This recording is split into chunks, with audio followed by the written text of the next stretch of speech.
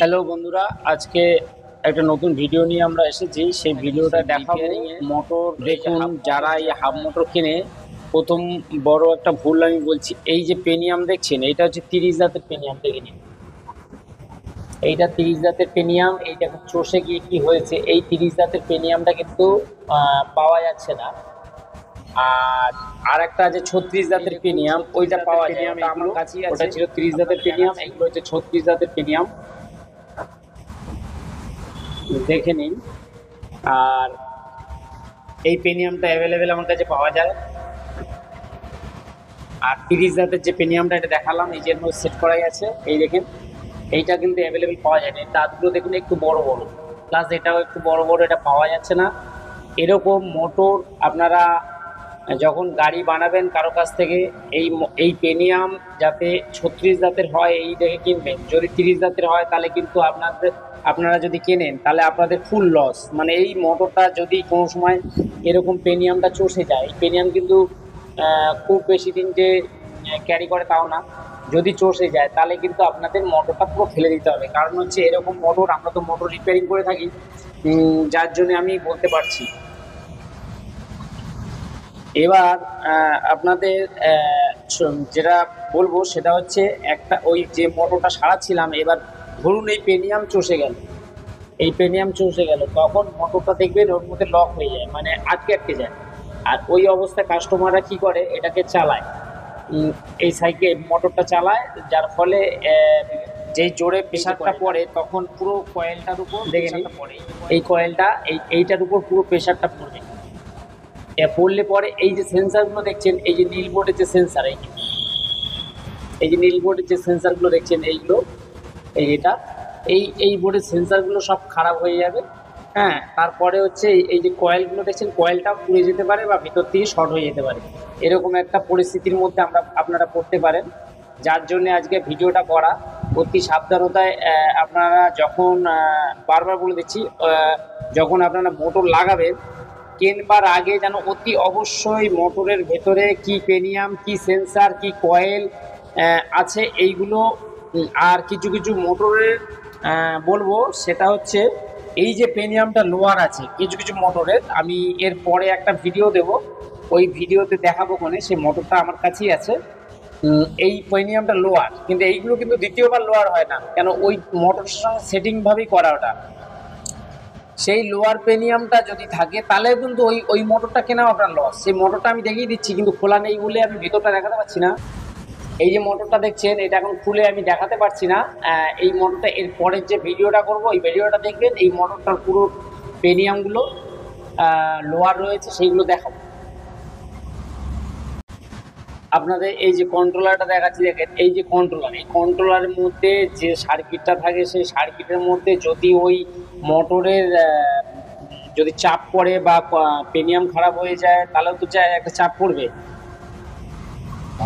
চাপ পড়লে আপনাদের এই কন্ট্রোলার সার্কিটের যে ট্রানজিস্টারগুলো আছে বা অন্যান্য যে পার্টসগুলো আছে এর ভেতরে, সেই পার্টসের ওপর প্রেশারটা পড়বে। ওই মোটরগুলো যদি জাম সৃষ্টি হয় বা যদি সেন্সারও খারাপ হয়, তাহলেও কিন্তু এই একই জিনিস হবে। পুরো জায়গাটা, মানে পুরো ওই মোটরের যত প্রেশারটা পুরো এই কন্ট্রোলারটার মধ্যে এসেই সার্কিটগুলো ড্যামেজ হতে শুরু করবে। মানে আপনার কন্ট্রোলার যদি একবার আটকে আটকে কোনো মতে যায় বা কোনো বাতাস বিঘ্ন হয়, তাহলে কিন্তু এই কন্ট্রোলার উড়ে যাবে। শুধু যে মোটর একা খারাপ হবে তা না, কন্ট্রোলার উড়ে যাবে। তাহলে বুঝতে পারছেন যে একটা জিনিসের জন্য কতগুলো জিনিস খারাপ। এর পরে কন্ট্রোলারের পরেও যদি আপনার মনে হয় যে না, অন্য কিছু আর প্রবলেম হতে পারে, সেটা দেখবেন যে ঠিক ব্যাটারির যে বিএমএস আছে, বিএমএস এর উপর একটা চাপ আসতে পারে। যে বিএমএসটা আমি দেখাচ্ছি, এই যে এই বিএমএস গুলো,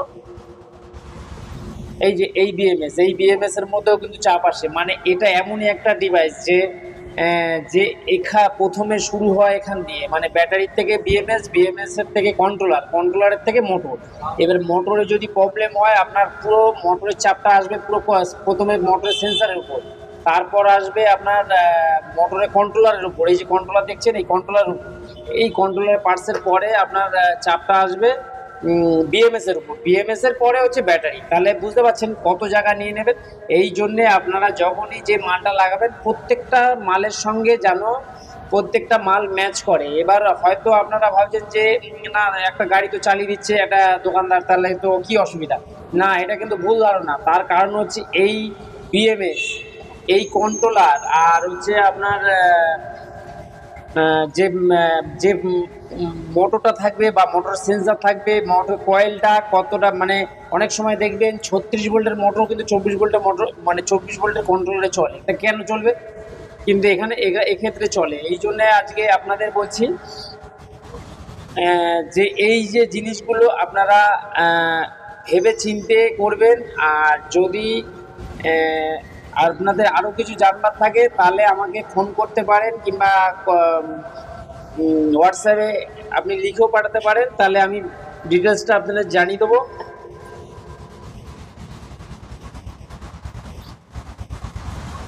আচ্ছা, আমার এখানে যদি আপনারা কেউ আসতে চান, আমাদের দোকান যেখানে, সেটা হচ্ছে সোনারপুর রেল স্টেশনে আসবে। শিয়ালদার থেকে যদি আসতে চান, শিয়ালদার থেকে বা হাওড়া থেকেও আসতে চান, তাহলে হচ্ছে ওখান দিয়ে ট্রেন ধরে, আমার পুরো পথটাই হচ্ছে ট্রেন পথ। ট্রেন পথে এসে মোটামুটি সোনারপুরে নামবেন।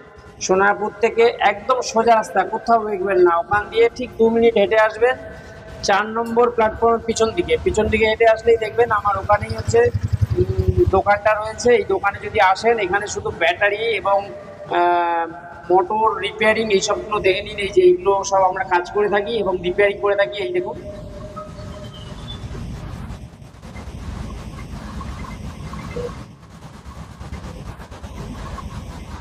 আমরা ফুল রিপেয়ারিং। এছাড়া আরেকটা জিনিস দেখাচ্ছি, দেখে নিন।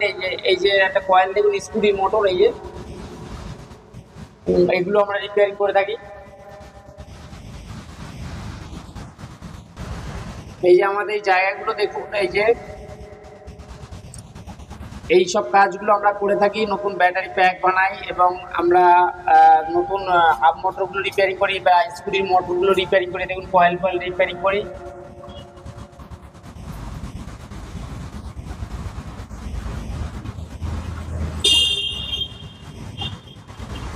তাহলে আজকে এখানেই শেষ করছি।